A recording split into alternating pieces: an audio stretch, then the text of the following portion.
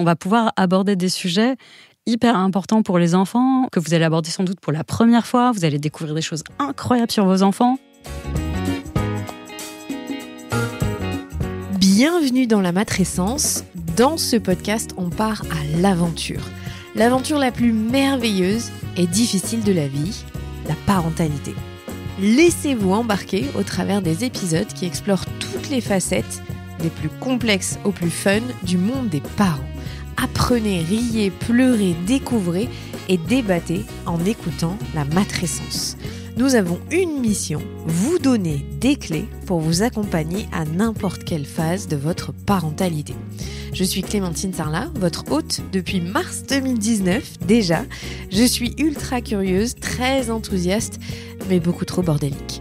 Je suis aussi maman de 3 petites filles qui m'aident à me remettre en question quotidiennement. Et dans une autre vie, j'ai été journaliste sportive à la télé et aujourd'hui, je vous aide à rayonner dans votre parentalité.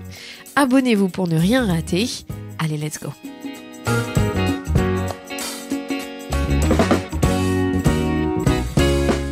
Vous connaissez ce moment gênant où notre enfant vient nous voir en nous demandant « Maman, papa, comment on fait les bébés ?» Alors, beaucoup de parents redoutent cet instant où il va falloir sortir des explications qui leur paraissent soit trop intimes, soit trop risquées. Et cette question est peut-être, même surtout, la première d'une longue série entre l'enfance et l'adolescence qui nous met dans un malaise parfois assez profond. Si vous êtes dans ce cas-là, alors pas de panique. Charline Vermont, alias Orgasme et moi sur les réseaux sociaux, est là pour vous aiguiller face à toutes les questions que peuvent avoir vos enfants. Dans cet épisode hyper riche et pratique, vous ressortirez équipé pour affronter les conversations les plus intimes aux plus pragmatiques. Charline est passionnante. À travers son best-seller Corps, Amour, Sexualité, les 120 questions que vont vous poser vos enfants, elle vous permet de créer une connexion profonde avec vos petits-enfants et vos grands adolescents. Est-ce que vous êtes prêts et prêtes ? Allez, c'est parti. Je vous souhaite une très bonne écoute. Salut Charline. Hello Clémentine. Merci d'avoir fait le déplacement jusqu'au nord de Paris. Pas de souci. Petit périple pour venir de chez toi, merci beaucoup. J'avais envie vraiment de te recevoir parce que c'est un sujet que j'aborde pas du tout. C'est comment on explique aux parents, comment on parle d'éducation sexuelle à nos enfants. Et tu as écrit un livre qui est incroyable, que j'ai lu avec ma fille qui a quasiment 8 ans et qui est tellement bien fait. Donc, juste merci d'avoir écrit un ouvrage comme ça. Merci à toutes les personnes qui se saisissent du sujet. C'est quand même, c'est pas simple, on est d'accord, hein ? Non. Je pense que parmi les gens qui vont nous écouter ce soir, aujourd'hui, tout le monde va se dire, mais oh là là, il va falloir s'y coller vraiment. Ça reste une vraie patate chaude. Hein. D'ailleurs, c'est très drôle dans le livre parce qu'à chaque chapitre, tu dis « Je sais les parents, restez avec moi, ne partez pas. » On aborde des sujets de plus en plus intimes. En fait, il faut rassurer tout le monde. Je pense que les parents... Au début, je fais beaucoup de montagnes et j'avais utilisé la métaphore de la cordée. Voilà, au début, vraiment, je leur disais « Vous inquiétez pas, je vais vous assurer tout du long. Je vous tiens. Je vous tiens, vous inquiétez pas, je vous lâche pas. » Parce que je pense que les parents sont les premières personnes à accompagner sur ce sujet. Et c'est aussi en accompagnant les parents, les adultes, parce que ce livre il est également utilisé par les profs, par les pros de santé, les éduques, les animes, bref, toutes les personnes qui gravitent finalement autour des enfants. Et voilà, et derrière, pour pouvoir accompagner vraiment pleinement les enfants. Donc effectivement, il y a plusieurs cercles à accompagner. Ouais, c'est clair. Mais déjà, moi j'ai une question, c'est comment tu as commencé à t'intéresser à la sexualité, que ce soit adulte ou enfant ? Depuis toujours, j'ai des parents médecins d'abord. Okay. Je pense que ça aide. Et une maman qui est gynécologue obstétricienne et qui était une grande, vraie éducatrice, une vraie femme passionnée par la santé des femmes et qui nous a beaucoup transmis. On est 4 enfants et elle nous a énormément transmis son métier passion. Donc, on entendait beaucoup parler de ce qui se passait. Ça débordait sans doute du cadre du cabinet. Il y avait mon beau-papa qui était en voyage beaucoup. Donc, elle n'avait pas beaucoup de personnes à qui en parler. Et on a été, nous, les interlocuteurs et interlocutrices très jeunes, en fait, des échos du cabinet. Alors évidemment, elles respectaient, je pense, ce qu'on pouvait entendre en fonction de notre âge, mais c'est vrai, ça a ancré quelque chose. Et puis ensuite, à la maison, on avait beaucoup de livres de médecine. Moi, j'ai très, très, très jeune plongé là-dedans parce que ça me passionnait. Et puis, en spray, il y a des choses plus personnelles. Moi, je suis partie vivre à San Francisco à 21 ans, où j'ai fait mon coming out, où j'ai commencé à m'investir dans des assos queer. Et à l'époque, et je pense que c'est important de le souligner, l'éducation sexuelle, elle était quasiment faite uniquement par des assos. On avait en France le planning familial, on avait ACT UP, AIDS, etc. Enfin, toutes les assos qui s'emparaient du sujet du VIH et des autres IST au moment où on était en pleine pandémie.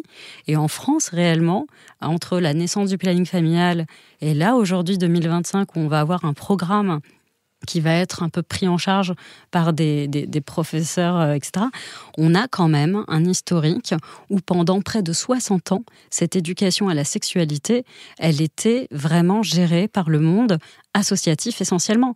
Et du coup, c'est vrai qu'en m'engageant très jeune dans ces assos-là, donc tu vois, ça va faire 20 ans en réalité que je suis engagée dans cette éducation à la sexualité, c'est juste que c'était pas un vrai métier, enfin c'était un hobby, tu vois, qu'un engagement associatif ou personnel. Et il m'a fallu beaucoup de courage, je pense, pour un moment me dire, en vrai, c'est un tellement gros sujet qu'il faut que, en fait, on y consacre un peu plus que juste quelques stands sur des festivals ou autre chose, quoi. Et voilà, j'ai créé ce compte et puis j'ai commencé à me former. Et aujourd'hui, je suis professeure à la Sorbonne, donc c'est moi qui forme les personnes qui interviennent, etc. et les pros de santé.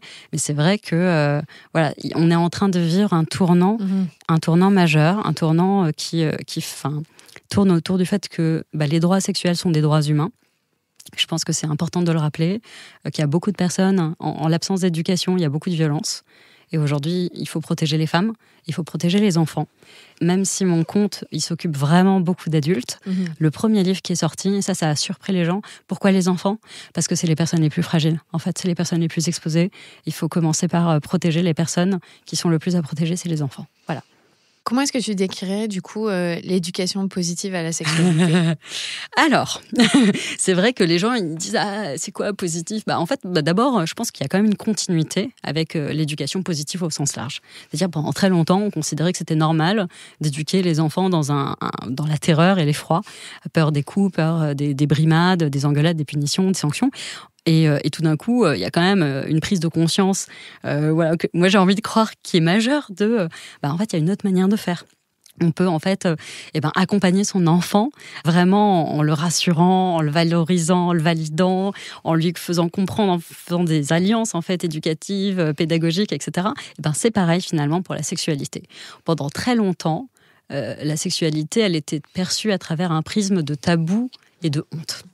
D'ailleurs, je pense que beaucoup de personnes qui nous écoutent, si je leur demande « Est-ce que vos parents vous en ont parlé ?», vont dire « Non, en fait, on ne parlait pas de ce sujet à la maison. » Dans les familles, on se transmet de génération en génération des histoires familiales, des recettes, des meubles, des bijoux de famille.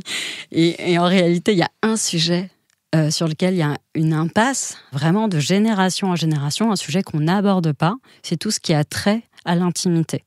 Alors, il y a des personnes qui viennent me dire si on le fait pas, c'est peut-être qu'il y a une raison. Alors, votre raisonnement ne tient pas la route 2 secondes. C'est comme si vous me disiez oui, on frappait les enfants de génération en génération, on a toujours fait ça, et si on le faisait, il y avait bien une raison. Non, c'est pas parce qu'on a toujours fait quelque chose que c'est bien, en réalité. Il y a une autre manière de faire. Et en réalité, ce qu'on sait aujourd'hui, les chiffres, je pense que tout le monde les connaît. On a un enfant sur 10 qui est victime de violences intrafamiliales. On a 57% des personnes qui sont victimes de violences sexuelles en France qui sont mineures. 57%. La réalité, c'est que ne pas parler d'un sujet, l'obscurantisme, l'ignorance, ça favorise les violences, ça favorise le silence, le tabou, la honte. Donc en réalité, c'est pas parce qu'on met les miettes, la poussière sous le tapis qu'il n'y a plus de poussière. On ne peut plus continuer comme ça. Donc soulevons le tapis, regardons ce qu'il y a en dessous. Et comment on fait pour protéger les enfants ? Comment on fait pour faire grandir des enfants dans un monde où la sexualité fait partie de l'expérience humaine, fait partie en fait de ce qui nous permet de nous connecter à soi, aux autres. Ça fait vraiment partie de la vie. On le reconnecte à nos sensations, on le reconnecte aux émotions, on le reconnecte au vécu, tout en ordonnant effectivement ce qui est possible de faire à tel âge ou pas. Enfin voilà, et en adaptant le discours à la maturité psycho-émotionnelle des enfants. Donc aussi rassurer tout le monde, on ne parle pas de sexe aux enfants en dessous de 15 ans. On attend la majorité sexuelle pour aborder la question du sexe à proprement parler. On parle d'éducation à la vie affective avant. Voilà. Ouais, alors si vous êtes sur YouTube et que vous regardez, je vous montre le livre qui est destiné aux enfants, ça s'appelle Corps, amour et sexualité, les 120 questions. D'ailleurs, tu as augmenté sur la 2e édition, tu as mis plus de questions. Il y a tellement de questions que vos enfants vont vous poser. Donc de toute façon, vous n'allez pas y couper. Donc c'est pour ça, en fait, c'est ça. qu'il faut pouvoir savoir y répondre. Oui, c'est ce qui est hyper intéressant, c'est que moi, quand j'ai commencé à avoir l'idée de ce livre, je suis allée à la rencontre de ma communauté, et notamment des parents. Je leur ai dit quelles sont les questions que vos enfants vous posent. Et donc, j'ai récolté de l'ordre de 1000 questions, 1000 stickers réponses. Et ensuite, il y a eu énormément de personnes qui ne sont pas parents de ma communauté qui ont dit, mais en fait, nous, on avait plein de questions. On n'est pas parents, mais nous, on se souvient qu'on avait plein de questions qu'on n'osait pas poser.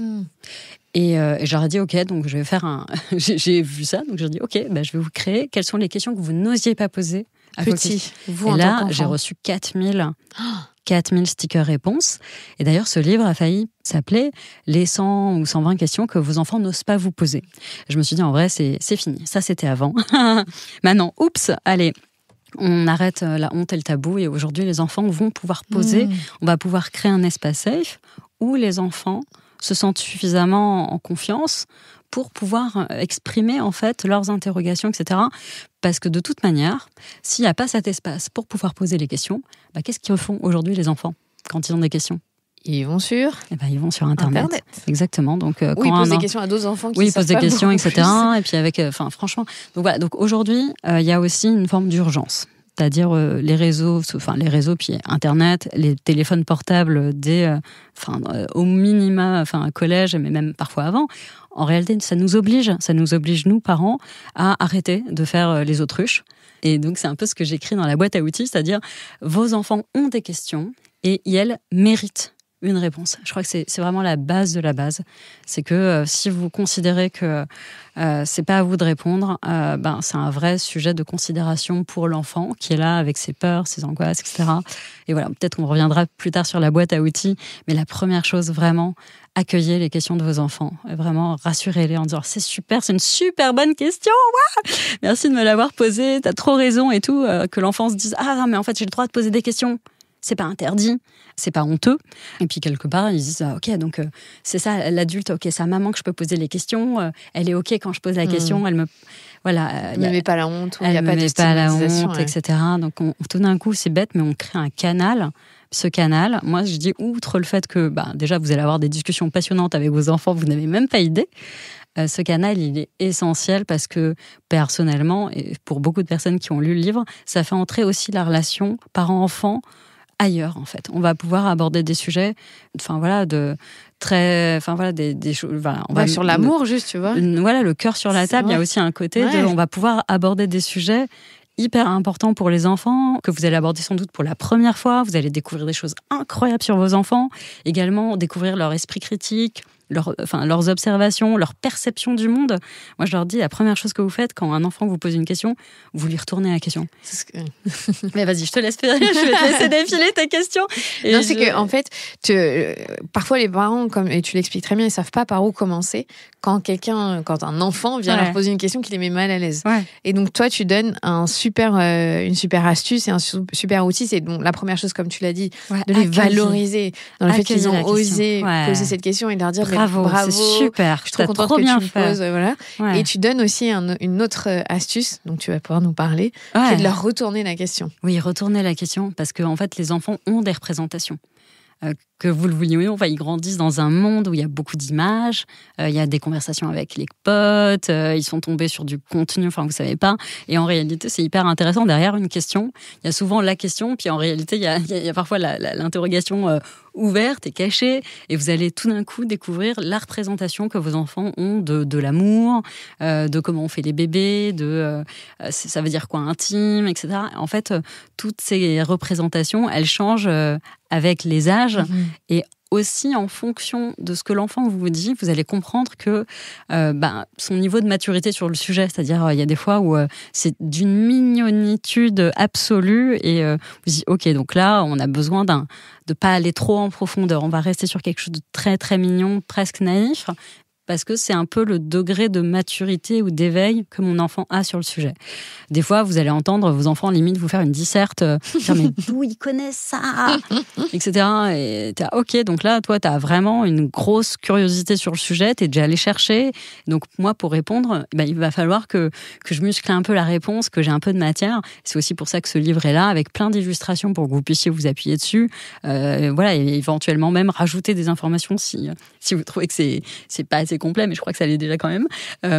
L'idée, c'est de jauger du niveau de maturité, de curiosité de l'enfant, et aussi de aussi vous rendre compte qu'il y a des représentations erronées. Et ça, c'est hyper intéressant. Moi, la première fois, effectivement, que mon enfant... c'était quand pendant le confinement, j'ai expliqué ce que je faisais à mes enfants, et j'ai expliqué éducation sexuelle. Et mon enfant a dit « Sexuelle, mais c'est comme sexe. Maman, ça veut dire quoi, sexe ?» Je suis là, ok, c'est parti.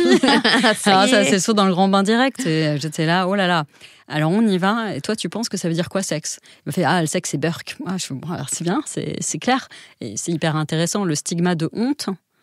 Déjà. Chez les petits. Ouais, mais vous allez poser la question, vous allez voir. Il y a beaucoup d'enfants pour qui c'est déjà Burke. C'est intéressant de voir à quel point c'est sale. Voilà. Et donc, on a commencé à en parler. Je dis, le sexe, d'abord, c'est une partie du corps humain. Voilà. Donc on est reparti là-dessus. J'ai encore les bouquins de médecine de ma mère, donc c'est très drôle. Donc je leur explique, voilà, c'est ça, un sexe à la base, c'est ça. Voilà. Donc où il n'y avait pas le clitoris à l'époque. Ouais, c'est ça exactement. C'est ce qu'on a entre les jambes, etc. Et voilà, mais on y allait. Et en fait, dès que j'ai ouvert le sujet, boîte de Pandore. Ah ouais. D'un coup, mais c'est marrant, pourquoi il est comme ça? Ça, c'est un adulte. Alors, donc en réalité, ça grandit comme toutes les parties du corps humain, etc. Donc voilà, et puis c'était passionnant. On a pu aborder le sujet de puberté. C'était avec mon dernier enfant. Les autres enfants sont arrivés. On posait d'autres questions. Moi, j'ai 3 enfants et tout d'un coup, je me suis retrouvée au milieu d'une mêlée de questions, de bouquins. Et je me suis dit, c'est trop bien. En fait, on a passé un moment exceptionnel. Et comment je fais pour recréer ça avec un support adapté? Donc, je suis partie, moi, à la recherche d'un support. Je ne l'ai pas trouvé. Il y avait des livres de parenting qui s'adressent aux parents. Il y avait un vieux livre de celui de notre génération du zizi sexuel, qui est plutôt un livre de... vraiment qu'on donne à l'enfant en disant vas-y démerde-toi, et c'était pas du tout ce que j'avais envie. Moi j'avais envie d'ouvrir le livre avec mes enfants et qu'il y ait une vraie transmission générationnelle, qu'il y ait un espace transgénérationnel où toutes les questions sont ok, sont accueillies, sont tabous, et évidemment les enfants peuvent s'emparer du livre et partir avec, lire dans leur chambre, parce que le livre est 100% safe. On l'a écrit avec une équipe de professionnels de santé, de pédopsychiatres, de psychologues, de médecins, Baptiste Beaulieu, etc. On a vraiment musclé pour que vraiment le livre soit safe. Mais c'est vrai que c'était le livre qui n'existait pas, que je voulais avoir. On l'a créé. Voilà. Donc alors, ce qui est génial dans ton livre, c'est que tu as mis des petits codes couleurs pour que ce soit adapté à l'âge des enfants, pour que vous n'ayez pas peur d'aborder un thème qui ne serait pas adapté à leur maturité à eux, et que voilà, eux-mêmes, les enfants, aient conscience qu'il y a des sujets, c'est pas encore pour eux, et que d'autres sont tout à fait OK d'explorer. Il y a du 5-8, du 7-10 et du 10 et plus.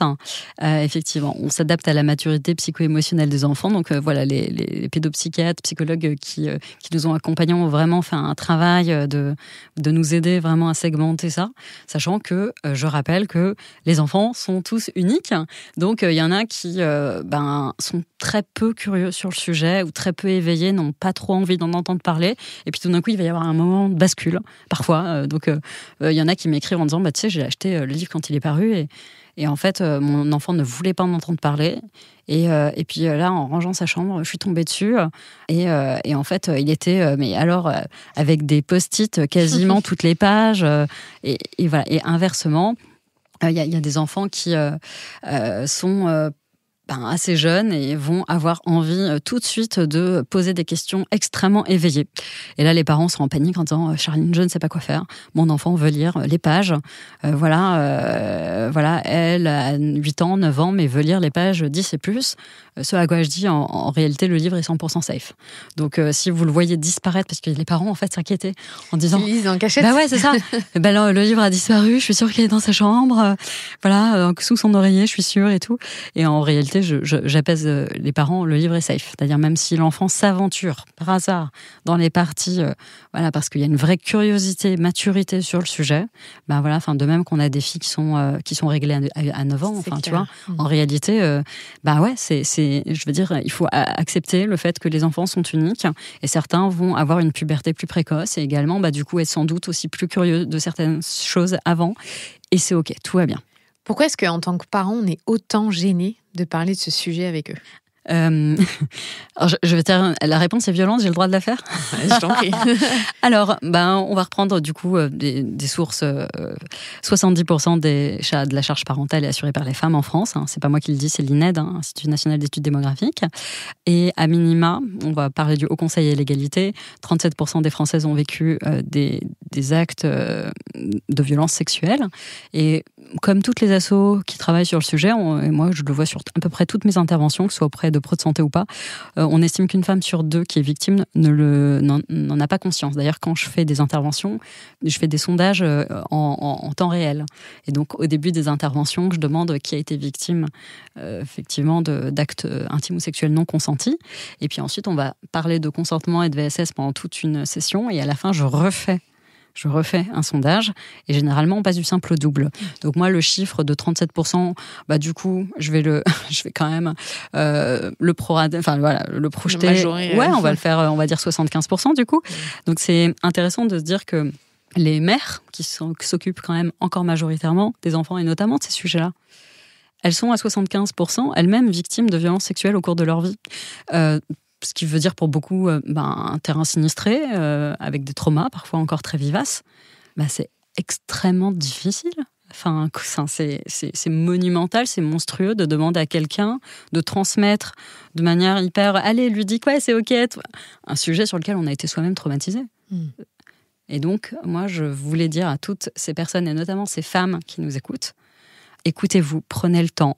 Prenez le temps également de vous approprier ce livre. Il y en a qui me disent que ça a soigné un peu, ça a réparé un peu leur enfant intérieur. Certains qui ont été victimes de violences également, d'inceste. Quand on est soi-même victime d'inceste, parler de ce sujet à son enfant, c'est hautement compliqué, délicat. Vraiment, donc j'ai envie de dire à toutes ces femmes, vous êtes des héroïnes, vous êtes des survivantes, vous avez le droit de trouver ça très difficile, ça l'est. Écoutez-vous.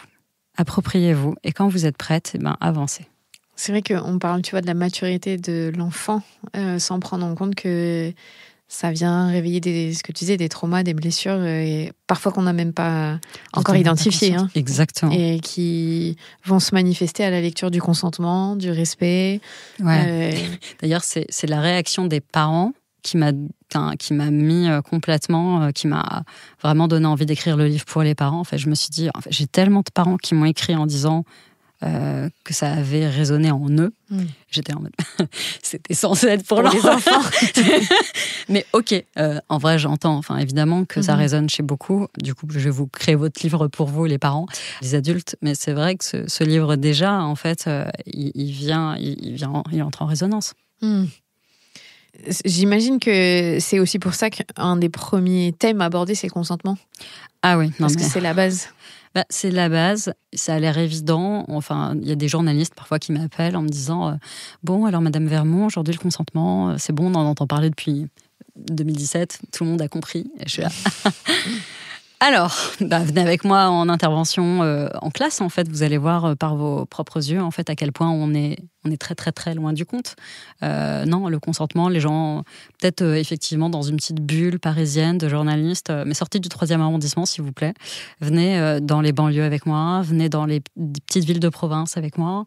Et vous allez voir, il y a une France à plusieurs vitesses. Il y a une France dont les parents sont à fond sur les réseaux sociaux, s'abonnent à tous ces podcasts qui aident à déconstruire, à ouvrir le regard, à se remettre en question, qui invitent les hommes à prendre conscience de leurs privilèges, des mécanismes de domination du patriarcat. Et à côté de ça, il y a des gens pour qui c'est un métaverse. Et là, quand on arrive en classe, dans des situations, moi j'ai des situations de viol conjugal au lycée à gérer. Je suis intervenue dans des classes où il y avait des sujets de violence conjugale au lycée, en première. Et c'est vrai que quand on leur parle de consentement, on sent que il y a tout le travail à faire. Rien n'a été fait avant. Donc, il n'y a rien d'évident là-dedans. Il faut regarder le procès de Gisèle Pellicot et on peut comprendre que la notion de consentement, elle est quand même particulièrement ignorée par même la loi. Par ceux que ça arrange. Oui, bien sûr. Mais pas que ça. Par exemple, un exemple simple, y compris pour des gens qui ne pensent pas à mal. C'est ça qui est intéressant, c'est que le consentement, les gens ont une vision d'abord du consentement comme uniquement relevant de la sphère sexuelle. Alors je pense que c'est important de le rappeler, le consentement, c'est tout le temps, partout, avec tout le monde, et ça dépasse très largement le cadre de la sexualité. Et l'exemple typique, c'est évidemment les grands-parents ou la famille étendue qui arrivent à la maison et dit bonjour à tata, va faire un bisou. Et là, là on va directement entrer dans le malaise. Non, vos enfants, en fait, ne doivent la bise à personne. Et à partir du moment où vous demandez à vos enfants, où vous ordonnez à vos enfants de « Allez, sois poli, va faire la bise », il se passe un truc en termes de consentement qui est grave et quelque part, ça part pas d'une mauvaise intention. Et c'est ça, je pense, qui est important de le rappeler. Les gens pensent bien faire parce que effectivement, c'est quelque chose qu'on a toujours fait.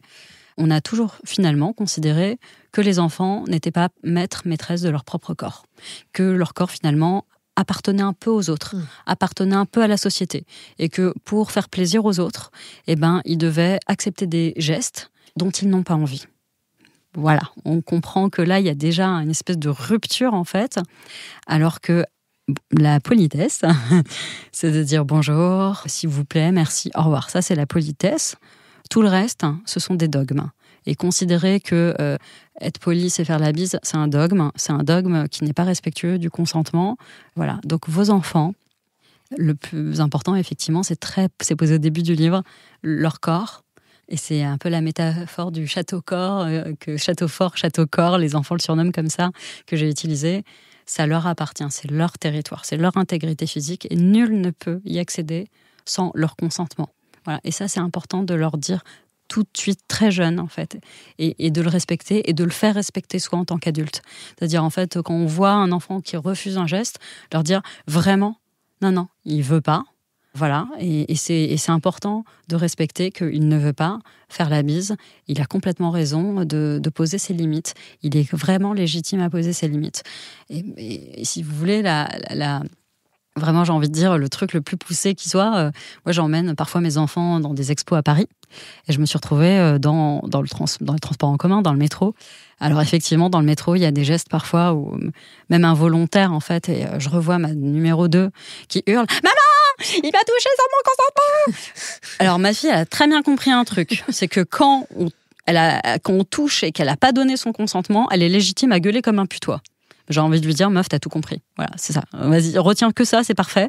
Et en fait, cette espèce immédiatement, ça définit la ligne, mais essentielle, entre le consentement et le non-consentement.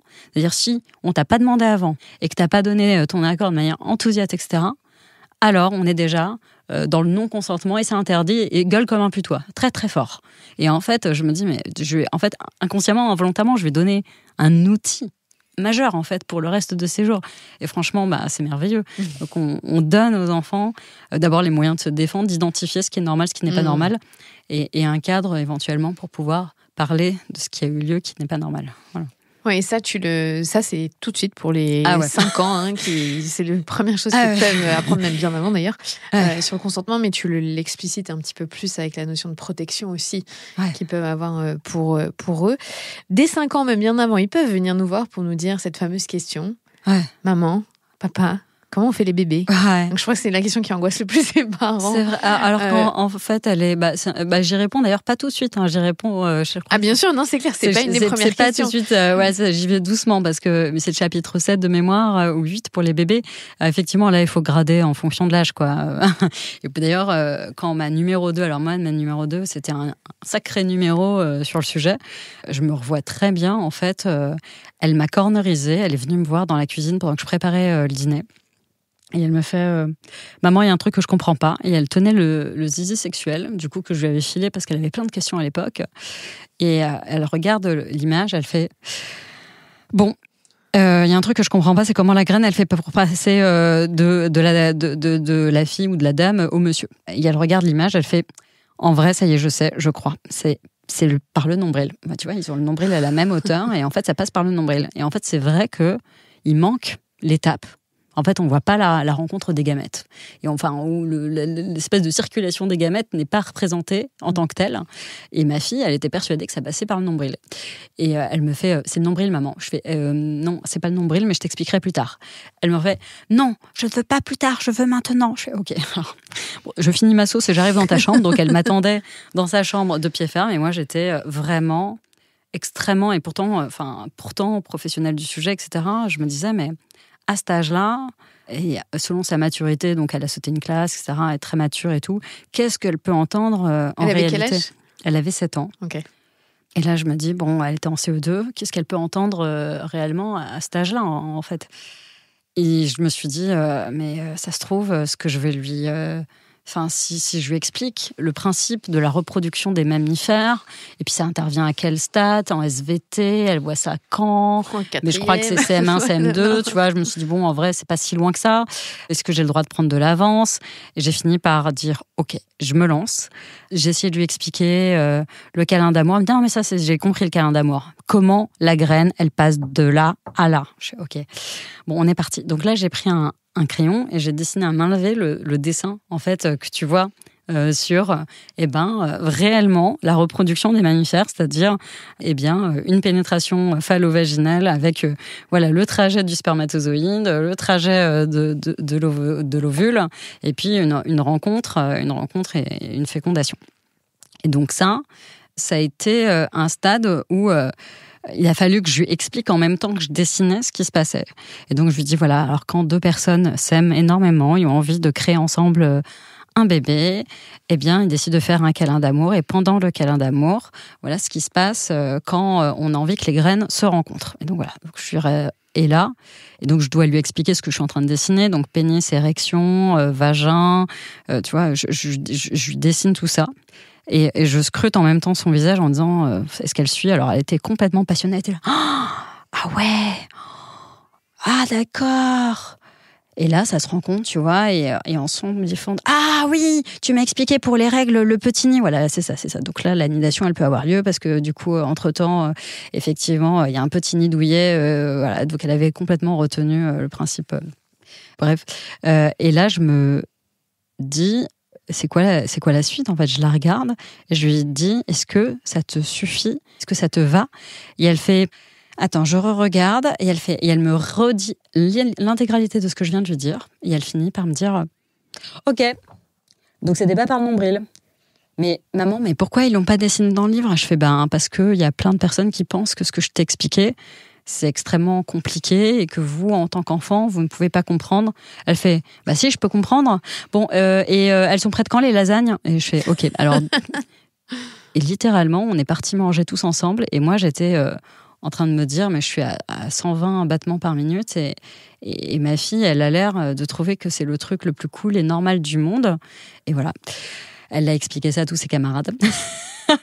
Et je me suis fait convoquer par les parents d'élèves en me disant, mais votre fille, elle explique des choses à ses camarades qu'on aurait bien expliqué par nous-mêmes. Et c'est vrai qu'on a eu une discussion hyper intéressante, alors que voilà, je pensais pas, je lui avais expliqué à ma fille des choses qui relèvent de l'intime, des choses qui... Et ça, en fait, je me suis dit, est-ce que lui dire c'est un secret, c'était bienvenu ou pas. Je me suis dit non, ça c'est pas un secret en réalité. Ça fait pas. Faut bien se méfier de des secrets qu'on ne peut pas dire. Qu'on peut pas dire, effectivement. Et là, j'ai laissé ma fille en fait gérer cette information. Et la réalité, c'est que effectivement, ça a commencé à parler effectivement au sein de l'école, au sein des mamans qui sont venues me voir. Et en réalité, tout ça, ça a nourri l'idée d'un livre qui était nécessaire pour pouvoir, parce que du coup les mamans sont venues me dire mais comment vous l'avez expliqué à votre fille. Je dis j'ai dessiné quelque chose, mais je crois que j'ai un projet pour vous en fait. Et ce livre, il est vraiment né et je l'ai mis entre les mains des parents de l'école et voilà, il était très très bien accueilli. Ouais. Quand on est parent et que voilà, on commence à être confronté à ces questions-là de la part de nos enfants, par quoi on peut commencer pour aborder ce sujet-là?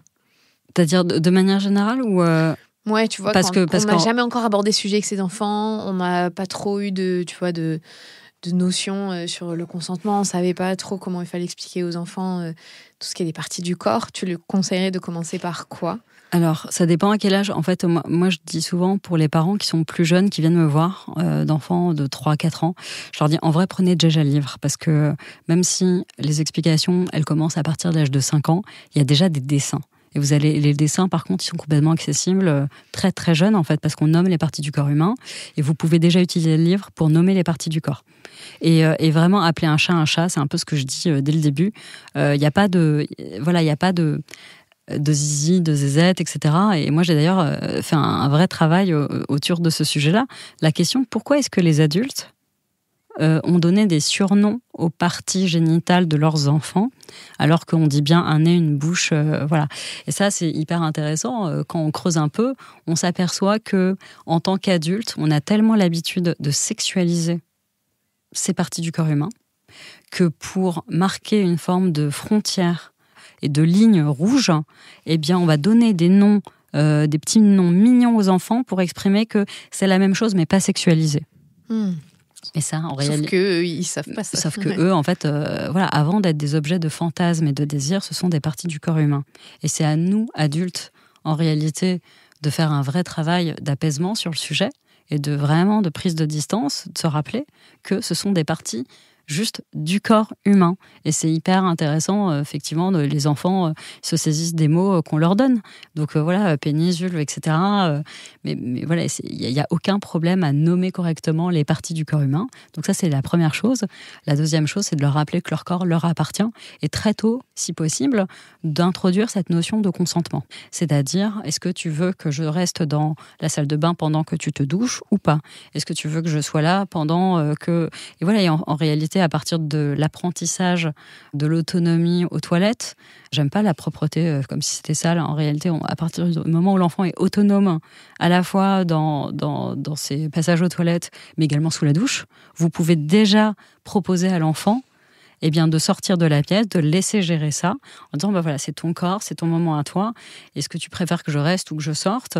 Et voilà, et également d'avoir cette discussion, parce que selon les familles, le degré de pudeur est très différent, et selon les pays également. Il y a des endroits, typiquement en Finlande, c'est normal que le dimanche, toute la famille soit à poil dans le sauna, et voilà, et c'est culturel. Voilà. Ensuite, nous, on est plutôt un pays latin, plutôt un pays pudique, où il y a des familles qui sont plutôt pudiques, mais au sein même des familles, on va avoir des personnes qui se baladent à poil en permanence en sortant de la douche, et d'autres qui vraiment leur viendraient même pas à l'idée de montrer quelques parties du corps que ce soit. Moi, je trouve que c'est important d'avoir au sein de la famille une discussion sur est-ce que ça te met mal à l'aise ou pas, et de respecter toujours, on se met au diapason de la personne la plus pudique. C'est un peu comme dans le bus. C'est la personne qui a le froid qui détermine si on ouvre ou pas les fenêtres. Dans la maison, c'est la personne la plus pudique qui s'exprime, et on respecte. Si elle dit ça la dérange, c'est pas compliqué. Tout le monde se balade avec un peignoir. Enfin, finalement, c'est pas compliqué, tu vois. Donc vraiment, ayez cette discussion, et également prendre l'habitude de frapper avant d'entrer. Frapper dans que ce soit les chambres, les salles de bain, les toilettes, pour bien faire comprendre à l'enfant qu'en fait, ces espaces d'intimité sont légitimes. Et voilà, et l'intimité, le consentement, donc c'est pas vraiment là on voit toutes les dimensions. C'est également, par exemple, ma fille revient de colo. Et voilà, je lui dis, est-ce que je peux te demander comment ça s'est passé? Est-ce que tu as noué des amitiés? Est-ce que voilà, il y a des personnes en particulier, voilà, ou des parents que tu veux que je contacte pour que tu vois leurs enfants à un autre moment? Et si j'ai d'autres questions à poser, je vais lui demander, est-ce que voilà, c'est pas indiscret, ou est-ce que je peux te poser la question?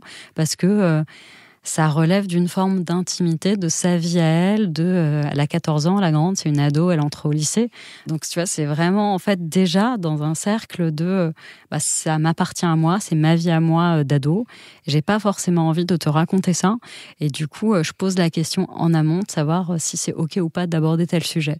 Je trouve que c'est. Voilà, donc en fait, mes enfants ont l'habitude que le consentement, ça dépasse très largement. Voilà, enfin, c'est évidemment pas sexuel, mais c'est tout ce qui est a trait à leur jardin secret, leur espace de maison, évidemment tout ce qui est autour de leur corps. Voilà, le consentement et l'intimité, ça prend toutes ces dimensions-là.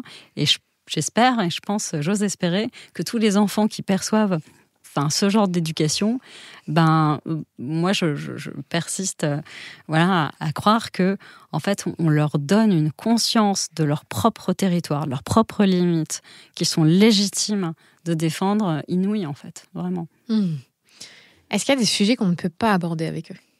Le sexe de parents, c'est vraiment un sujet. Ça me semble la base, mais je pense que c'est important de le rappeler. Ce qui se passe dans la chambre conjugale, ça ne regarde que vous. Voilà, ça ne regarde pas vos enfants. Et ça, je pense que c'est une des difficultés majeures pour parler, de sexualité à son enfant ou de vie affective avec son enfant. C'est bête, mais il y a beaucoup de personnes qui ne sont pas capables ou qui n'ont pas fait le chemin encore aujourd'hui, faire la part des choses entre ma sexualité et la sexualité. Et c'est absolument essentiel. Ne parlez pas du sujet tant que vous n'avez pas fait ce travail-là. Arrivez à dissocier votre sexualité de la sexualité ou de la vie affective. En fait, comme je dis souvent, il y a deux intimités à protéger. Il y a celle de votre enfant et il y a la vôtre. Et donc, ce qui est vraiment compliqué, c'est comment on fait pour louvoyer entre ces deux intimités sans mordre ni d'un côté. Donc, on protège à fond son enfant et on n'entre pas sur des sujets intrusifs, malaisant, gênant, et en même temps on n'est pas en train de mordre sur la nôtre à dire des choses. En fait on entre à entrer dans une forme de logique incestuelle, à parler de sa propre sexualité à son enfant. Donc là il y a vraiment des choses à faire, il y a un travail en amont à faire, et si on l'a pas fait, abstenez-vous pour l'instant de le faire. Confiez-le à quelqu'un d'autre qui est capable de faire le distinguo. Oui, parce que c'est ce que tu dis dans le livre, c'est qu'on ne peut pas tout dire dans la... Ça fait du bruit, c'est pas grave. C'est ça, je me dis, mince, qu'est-ce que j'ai fait On ne peut pas tout dire à nos enfants sous prétexte qu'on veut les éduquer. C'est pas vos potes, en fait, vos enfants. Voilà, c'est ça. C'est qu'on a une posture parentale à respecter, de les protéger en leur donnant les informations qui sont adéquates. Et merci de parler de ça, Clémentine, parce que je pense qu'il y a des parents qui se disent, à quoi bon? Alors, à quoi bon? Très bien, on va en parler. Toutes les études, d'ailleurs, beaucoup sont en bibliographie dans le livre, menées sur le sujet. Elles sont absolument formelles, et ce qui est passionnant, c'est qu'elles ont été abondées dans les principes directeurs de l'UNESCO. Donc, c'est des études qui ont été menées à travers les plus de 180 pays reconnus par l'UNESCO, par l'ONU. Donc, quel que soit le pays. Partout où on parle, on a des conversations avec les enfants puis ados en termes de sexualité, de consentement, d'intimité, etc. Plus il y a d'échanges, plus les enfants ont de connaissances sur le sujet, moins sur les 15-24 ans, moins il y a d'IST d'abord, moins il y a de grossesse juvénile non désirée, et moins il y a de violences sexuelles, que ce soit côté agresseur ou victime. Donc en réalité, éduquer, c'est protéger. Éduquer, c'est protéger, éduquer, c'est protéger. Et là où les parents sont en panique, j'ai envie de leur dire, c'est normal d'être en panique. Je veux dire, on l'a jamais fait. C'est comme si, si je faisais faire de l'escalade à quelqu'un qui a jamais été suspendu à 20 mètres de haut, il me dirait j'ai peur. Mais t'as raison d'avoir peur. Je veux dire, on est tous, je reprends la métaphore de l'escalade ou de l'alpinisme. C'est normal que ça fasse peur. En revanche, vous allez voir que c'est un apprentissage. Vos enfants vont apprendre, mais vous aussi, vous allez apprendre. Et je pense que c'est un peu ça ce qu'il faut. Je pense s'ouvrir à ça, c'est de se dire, ok, on m'a rien transmis, donc je vais m'aventurer sur un terrain où moi, mes parents m'ont rien donné. Et c'est vraiment vraiment très difficile. Par contre, donc on est une génération de parents pionniers, c'est un peu ce que j'écris dans le livre. Il faut accepter que sur ce sujet-là, on est des pionniers. Par contre, là où c'est très rassurant, c'est qu'il y a déjà des pays et des programmes plus avancés que nous, et on a quand même une bibliographie et des cohortes qui sont menées depuis 20-30 ans. Ça, c'est quand même très rassurant. Et on peut savoir quel est l'impact de cette éducation depuis 20-30 ans dans les pays, dans les programmes où ça a été mis en place. Et ce qu'on sait, que c'est depuis 20-30 ans, on voit une baisse drastique des IST, des grossesses non désirées et de la violence sexuelle partout où c'est mené. Donc je trouve que c'est extrêmement rassurant. Et le dernier truc, parce que du coup les parents me disent ouais, mais du coup si on leur en parle, ils vont avoir envie de faire plus. Alors ça, c'est vraiment le discours des parents quand j'interviens en lycée. Parce qu'en lycée, on parle de sexe. À partir de 15 ans, majorité sexuelle en France, on va aborder la question de la sexualité et du sexe. Et alors les parents, là, c'est la débandade en termes de peur, de panique morale. Là, on est sur « Ah, mais vous allez leur donner envie de faire du sexe ». Ben non, en fait, ça se passe pas comme ça. Partout où ces programmes ont été menés, et encore aujourd'hui, on le voit bien dans l'étude CSF-INSERM qui a été délivrée, l'âge des premiers rapports est en train de reculer. Ah ouais, même plus tard que 17 ans du coup. C'est plus tard. On a perdu en l'espace de 10 ans, on a quasiment perdu une demi-année. Donc en réalité, l'âge des premiers rapports, donc là, on en parle de plus en plus, et l'âge des premiers rapports est plus tardif. On est effectivement dans cette logique qui se vérifie.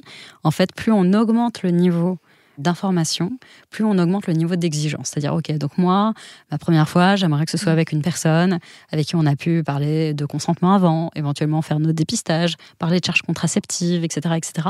Donc ça, c'est génial. Donc en fait, on donne beaucoup d'informations qui vont permettre à ce que ça ait lieu dans des bonnes conditions. Donc ça leur donne pas envie de faire plus tôt, ça leur donne envie de faire mieux. Et c'est ça, vraiment le pivot. Tu disais qu'on est une génération de parents pionniers qui pourtant n'avons pas vraiment eu d'éducation autour de ces sujets-là. Moi, j'ai été élevée par des parents un peu 68 ans, donc c'était... Wow. Alors, il n'y avait pas de honte autour de ce sujet, mais il n'y avait pas non plus d'explications concrètes, tu vois ce que je veux dire, ou d'orientation. C'était, mon père m'a emmené faire le test pour la prise de sang pour la pilule, tu vois, mes parents ont été très proactifs, mais il n'y avait pas de discussion autour de ça. Et donc, on est une génération de pionniers qui, en plus, avons souvent eu le stigma de la honte et de c'est sale et de faut surtout pas en parler. Ouais. Donc, comment on fait en tant que parent ? Tu vois, moi, je me rends compte que j'ai eu de la chance d'avoir eu des parents qui m'ont pas fait porter ce poids-là sur les épaules. Mais j'imagine que quand on a tous ce bagage sur nous, là, par contre, on commence pour être à l'aise, tu vois, avec ce sujet-là, sans parler de ce que tu as dit tout à l'heure sur les violences sexuelles, mais juste de se dire... Je n'ai pas honte de parler de sexe. Je pense qu'il faut lire le livre pour enfants parce que c'est en lisant le livre qu'on se rend compte que c'est pas sorcier. Enfin, vraiment au sens littéral du terme. Moi, je peux comprendre que ça fasse peur et je peux comprendre, etc. En fait, déjà, je pense que outre les pages pour les enfants, il y a des pages parents. Je pense qu'il y a quelque chose de l'ordre. En fait, il y a un côté. J'avais envie de prendre les parents dans mes bras et de leur faire un gros câlinou en mode. Je sais que c'est horriblement dur. Désolée. Je suis désolée, t'es en panique à cause de moi, là. Mais ça va aller. En fait, vraiment, ça va aller. Moi, je pense qu'il n'y a pas de miracle, il n'y a pas une baguette magique. Il y a lire le livre tranquillement. Si possible, si vous êtes en couple, en train d'élever vos enfants à deux, lisez-le à deux aussi, ce livre. Je trouve que c'est intéressant. Moi, j'aime bien... parler de partage équitable, des charges parentales, domestiques, etc. J'aimerais bien également, je pense qu'on a beaucoup parlé des mères, il faut parler des pères également. Je pense que parler des parents au sens très large, n'hésitez pas en fait également. Il y a un côté où vous n'êtes pas seul et j'espère vraiment que vous n'allez pas être seul sur le sujet. J'entends également des mecs qui suivent le compte, qu'on pourrait penser un peu déconstruit, me dire « Ah ouais, mais moi, c'est une fille, je préfère que ce soit sa mère qui lui en parle. » Pourquoi ? En fait, pourquoi ? Il y a un sujet vraiment, parlez-en. Du coup, en plus, il y a beaucoup de parents séparés. Parlez-en entre vous. Moi, je trouve que c'est quand même super important pour que, en fait, il y ait une forme de relais ou de continuité pédagogique. Je pense que, par exemple, quand on donne une éducation positive, non violente à son enfant, c'est important que, je pense, on en parle de ce sujet entre parents. Et si les deux sont pas raccords, c'est difficile. Exactement. Je pense que c'est un peu la même chose sur ce sujet-là. N'hésitez pas également à en parler entre parents, de voir également à quel point vous venez d'horizons différents. Et chez toi, on en parlait pas, comment t'as grandi, comment t'as appris. Je trouve que c'est hyper intéressant. Enfin, moi, ce que j'adore dans la parentalité, c'est hyper réflexif. C'est en voyant nos enfants, en fait, que ça nous renvoie nous-mêmes, comment on s'est éduqué sur le sujet, comment on a appris, ce qui nous a manqué, etc. Je trouve que c'est intéressant d'ayez cette discussion-là avec votre partenaire. Vous allez voir, c'est quand même passionnant. Et derrière, de se dire, ok, toi, tu prends quelle partie, tu prends quelle question, on y va comment. Et je trouve que c'est bien qu'il y ait un relais, de ne pas être seul non plus sur le sujet. Voilà. Oui, donc en fait, la honte, elle s'enlève aussi parce qu'on est une équipe. Si on est avec un coparent, ouais, exactement. On peut dire ce sujet-là, c'est trop difficile pour moi, est-ce que tu peux prendre le relais ?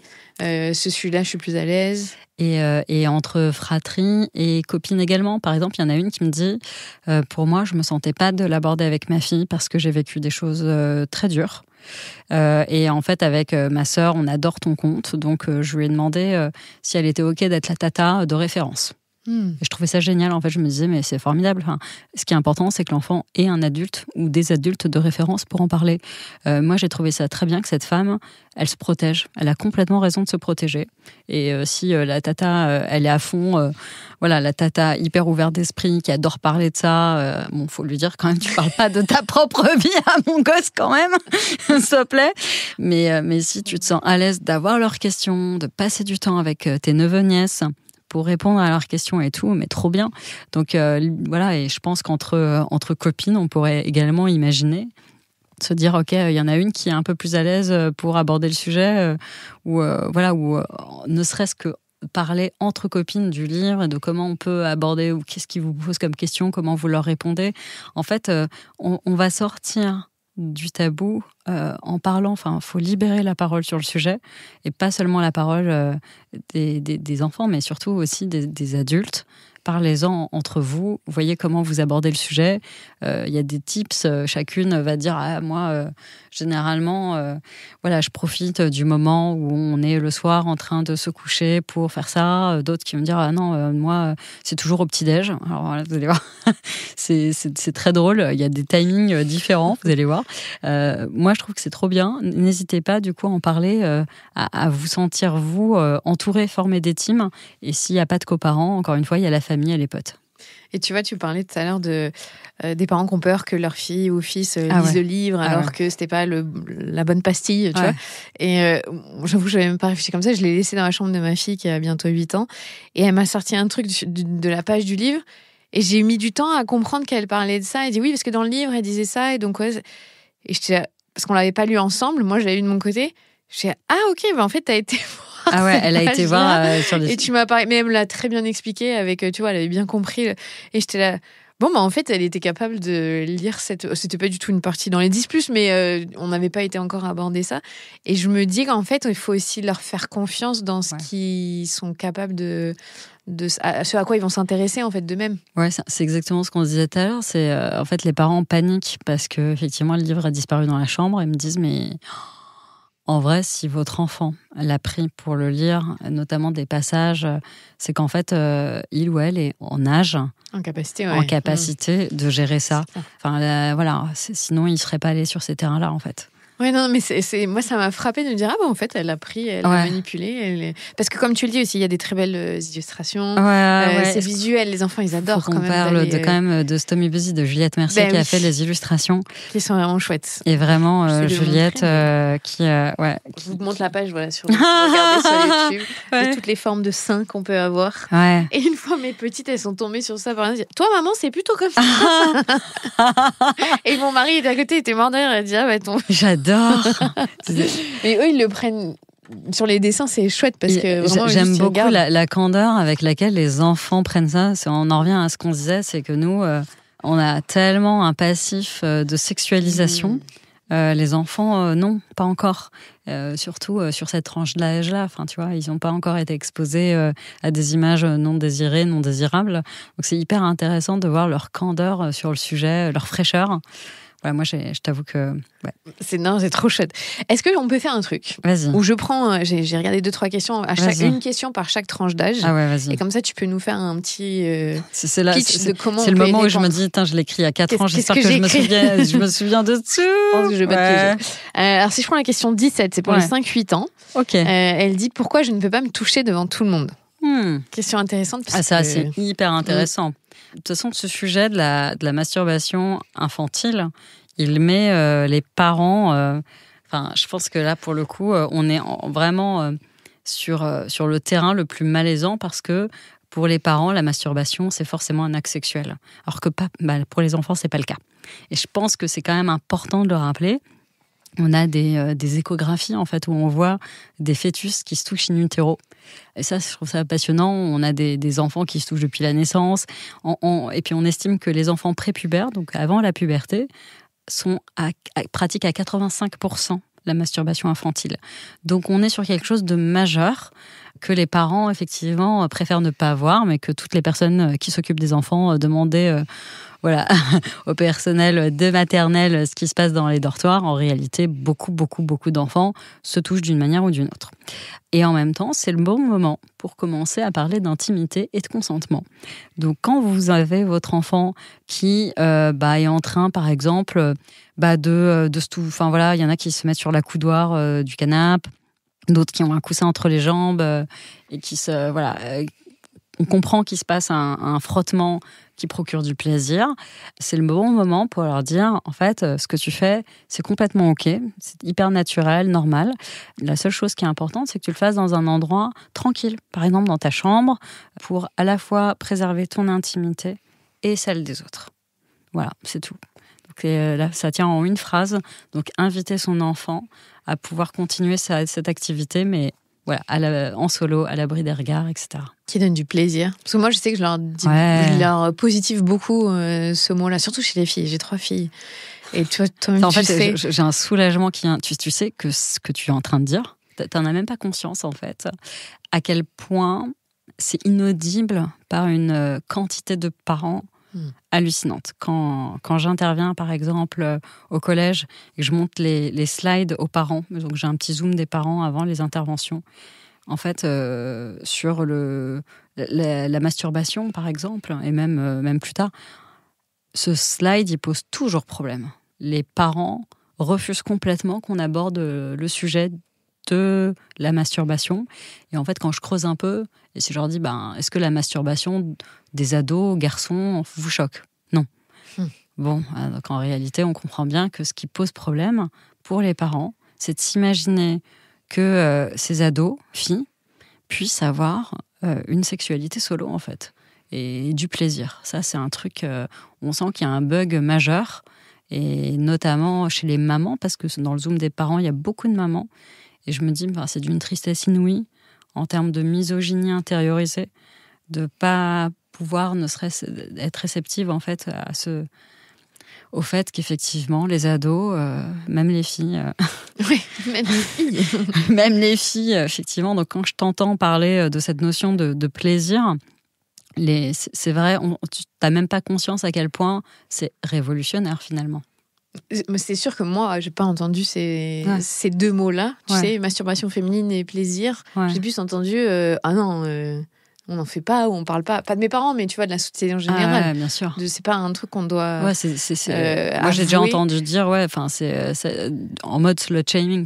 Oui, exactement. Oui. Et c'est vrai que moi, je m'efforce à inverser ça pour que mes filles n'aient jamais honte de se dire qu'elles de toute façon, elles se touchent, comme tous les enfants quasi, de se dire, en fait, c'est OK de se donner du plaisir. C'est complètement OK. Et tu fais bien de le replacer sur l'angle des sensations. C'est-à-dire, en fait, parce que c'est comme ça que l'enfant le découvre. Et ça, c'est aussi bête que ça. C'est-à-dire, les enfants, ils prennent tous les jouets, etc. Ils mettent dans la bouche. Ils ont bien compris que les guilis, les chatouilles, ça fait rigoler, ça donne du plaisir. Que quand tu te coinces les mains dans une porte, c'est pas agréable. Quand on tire les cheveux, c'est pas agréable. Et tiens, quand je mets la main là, c'est vachement agréable. Ou quand je me frotte là, c'est vachement agréable. En réalité, les enfants, ils sont drivés comme pour la nourriture d'ailleurs. Le chocolat, c'est vachement bon, les bonbons aussi. Enfin, je veux dire, On est vraiment des êtres extrêmement sensoriels. Et en fait, on est drivé par ces sensations-là. Et les enfants ne font pas ça de manière sexuelle, ils font ça, effectivement, pour cette sensation de plaisir. Mmh. Mais nous aussi, d'ailleurs, les adultes. Au passage. Hein Oui. Mais j'avoue que je leur dis jamais, moi aussi je le fais, tu vois. Clairement, je sexualise pas ma propre pratique, mais je leur explique que c'est ok.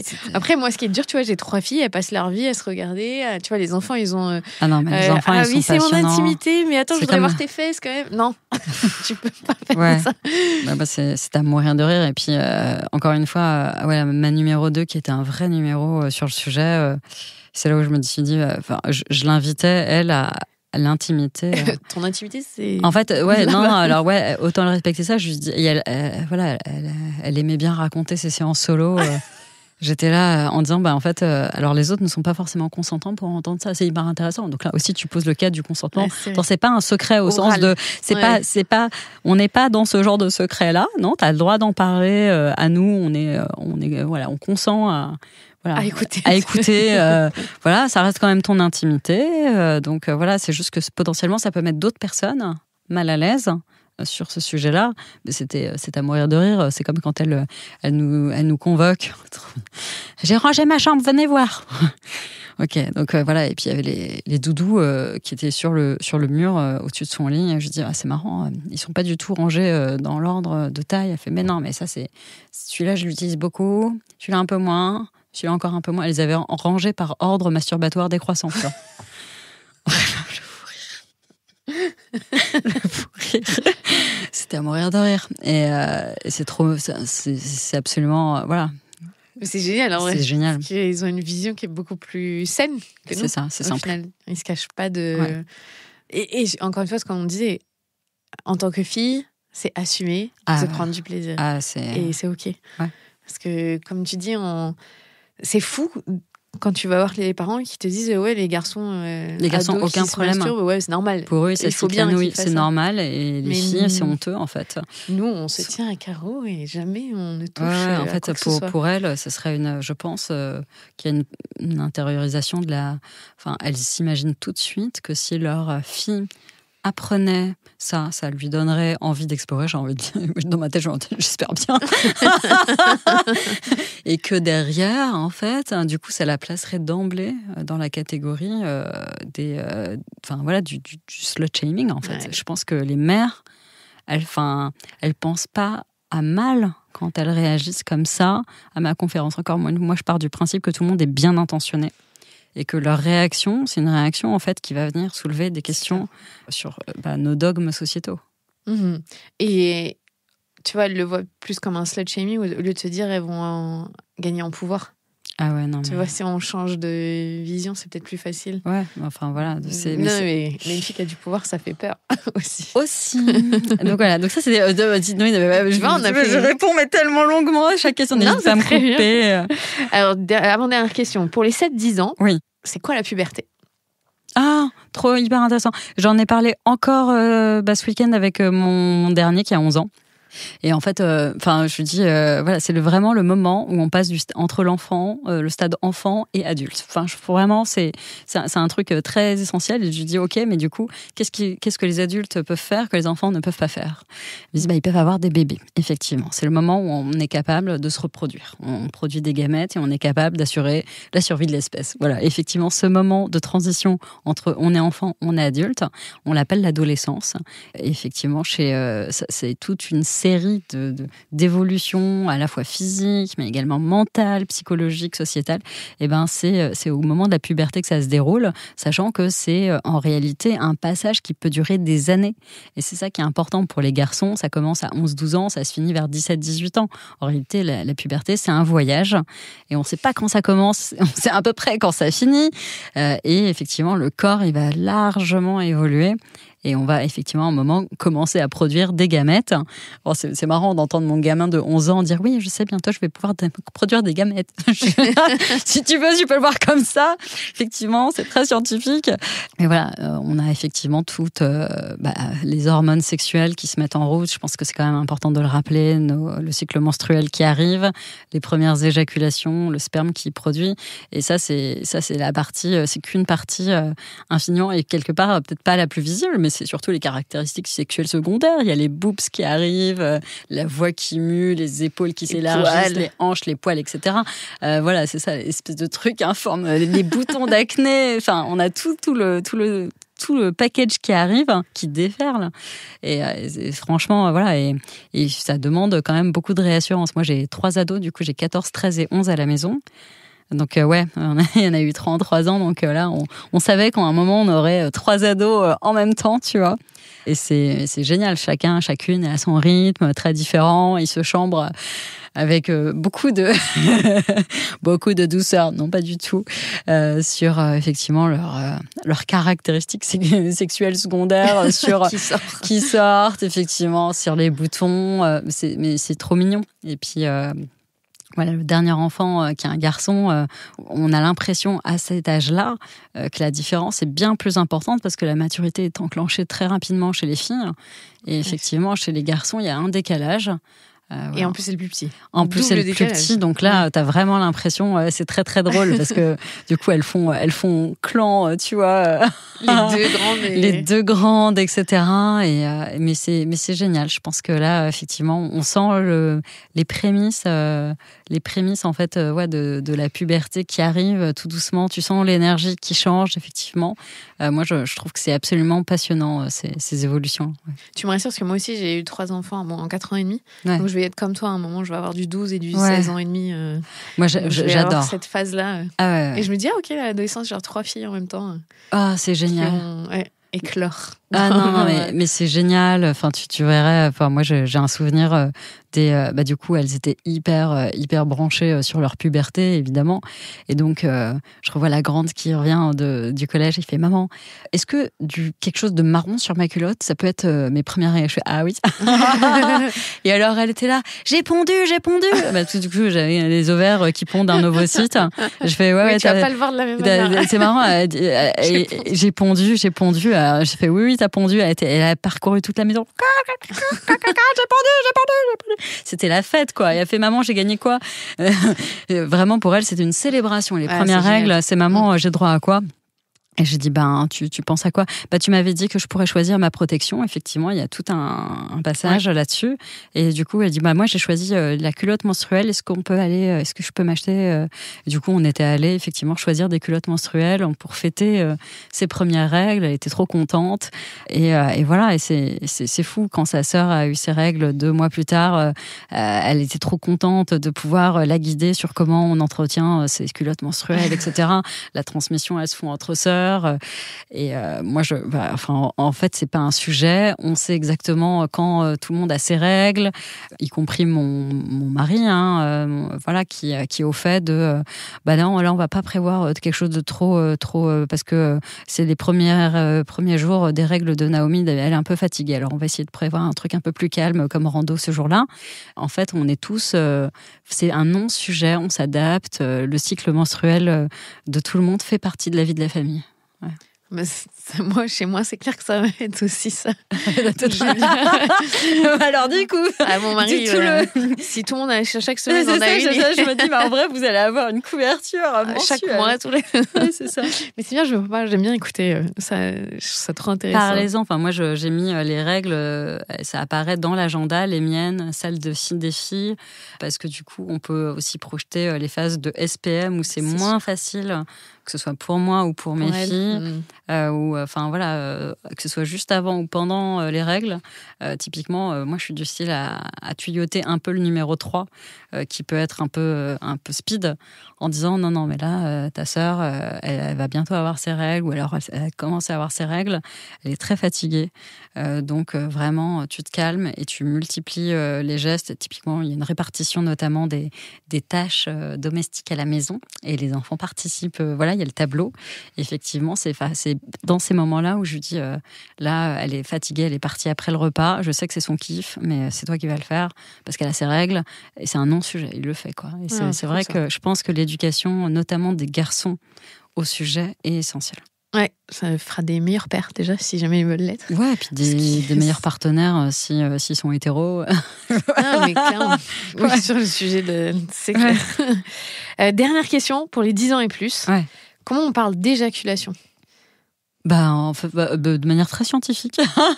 Non, mais c'est ça, c'est-à-dire en fait, d'abord on exprime, on récapitule effectivement pourquoi ça arrive. Enfin, c'est quand même à la base censé juste nous permettre de reproduire l'espèce humaine. Hein. On est juste en survie de l'espèce humaine et que tous les mammifères ont le même processus. Et ça, je trouve ça assez cool de rappeler que c'est pas juste les humains, mais ça marche pareil. Typiquement, quand vous visitez, les personnes véganes vont me détester. Mais c'est comme ça.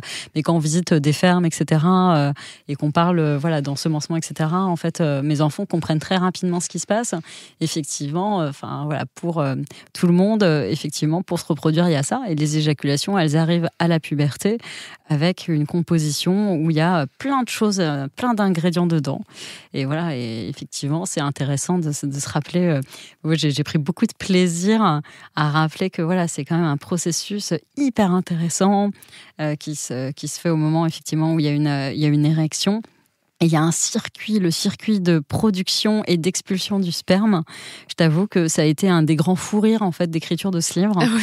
Ouais, parce que du coup il y a mon éditrice qui relit le livre et elle fait mais je savais pas. Donc pour tout le monde, je rappelle qu'il y a quand même 4 organes qui participent à la production de sperme. Donc il y a les testicules avec les épididymes. Ensuite, ça va chercher dans la prostate, la vésicule séminale. Il y a un peu de résidus des glandes de Cowper. Donc ça fait 4 organes qui participent. Et puis il y a ce fameux point de non-retour où derrière c'est expulsé.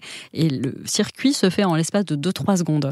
Et elle me dit, mais en fait, moi, bêtement, je pensais que le sperme, je sais pas, c'était comme, la mayo chez McDo, genre, t'appuies et ping, et ça sort. Je pensais pas que c'était quelque chose qui était... C'est une fabrication vraiment du sur-mesure, à chaque fois, vraiment exactement sur le moment. Et ça se fait vraiment, je trouve que c'est assez miraculeux de voir comment le corps humain fonctionne. Et à la fin, effectivement, c'est 5-10 millilitres. Et la quantité de spermatozoïdes sur cette quantité-là est ridicule. On est en dessous de 10%. Et voilà, et effectivement, c'est ces petits nageurs-là qui sont censés un jour... effectivement, ils sont là à la base. Et tout ça, c'est fait à la base pour qu'on puisse avoir des rencontres de gamètes. Mais dans la réalité, ça va sortir effectivement au moment de la puberté. Et puis, je pense que j'en parle un peu dans ce livre, et surtout dans l'autre, mais en fait, le corps, je crois que c'est pour les 15 ans que j'en parle, c'est dans le 2e livre.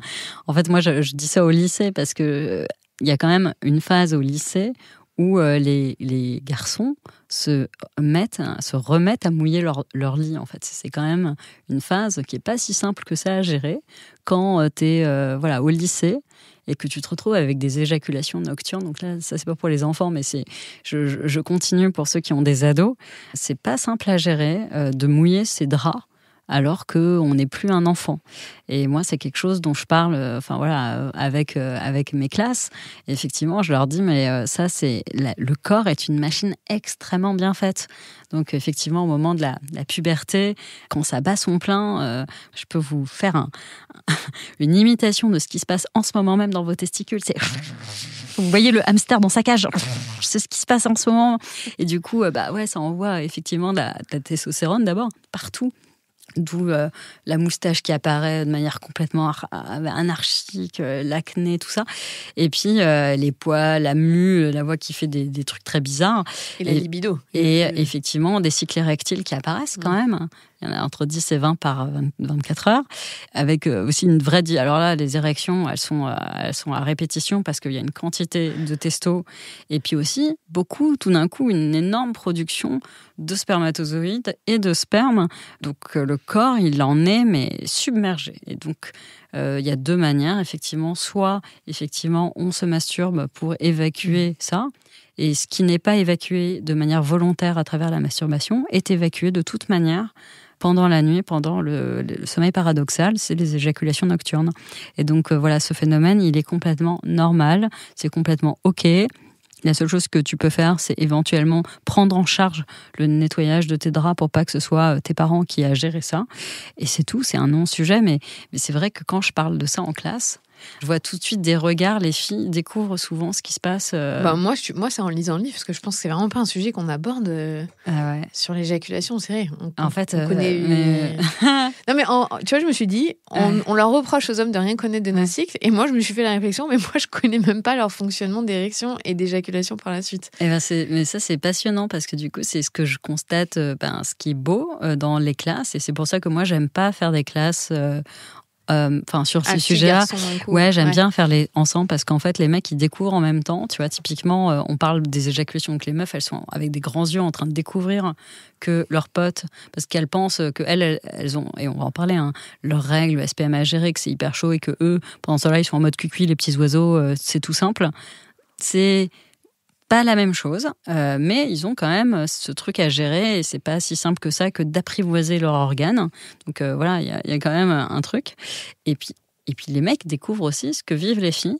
Et on parle beaucoup de fierté menstruelle dans mes classes, c'est-à-dire il y en a marre du tabou des règles. Donc c'est pas sale, c'est naturel. Et surtout, je leur dis, je pense que vous vous rendez même pas compte quand vous avez des DM à faire le week-end, et que, par exemple, toi, Paul, t'as eu 18 et Léa a eu aussi un 18, par exemple. En réalité, vous dites, c'est la même note.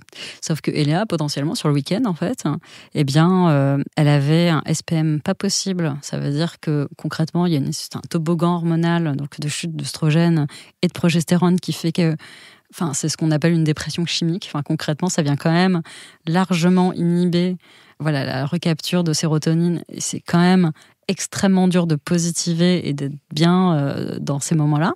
Donc elle était juste en train de se dire que c'était une grosse merde, que de toute façon elle allait tout foirer, qu'en plus personne ne l'aime, qu'elle est trop malheureuse, et que personne ne la considère comme la prend au sérieux. Elle était dans son truc de... Et enfin... ça s'est arrêté de ruminer dans sa tête, parce qu'elle a commencé enfin à se vider de son sang, en douillant avec des crampes pas possibles. Et qu'elle devait changer de protection plusieurs fois dans la journée, tellement c'était intense. Et elle avait du mal à faire autre chose, tellement elle avait mal au bide. Elle a quand même écrit son devoir. Et donc toi, t'as un 18 et elle a un 18. Mais est-ce que tu te rends compte que c'est pas un 18 qu'elle a, c'est un 25 sur 20 en fait. Et c'est ça qu'elle a vécu et qu'elle vit en silence. Et en plus de ça, elle peut pas le dire parce que c'est un peu la honte de dire que t'as tes règles. Donc elle vit tout ça en silence. Elle vit tout ça et en silence, donc la double peine. Donc moi, en fait, vraiment, je vous encourage à dire, là c'est très dur pour moi parce que je suis censée avoir mes règles demain, et aujourd'hui vraiment je vois tout en noir. Donc s'il vous plaît, juste faites-moi des gros câlins et dites-moi que je suis la meilleure aujourd'hui, parce que c'est ma dernière journée en théorie avant mes règles, et c'est hardcore en ce moment. Ou alors là c'est mes règles, et du coup que autour de vous les gens portent votre sac, vous amènent des bouillottes, du chocolat et autre chose.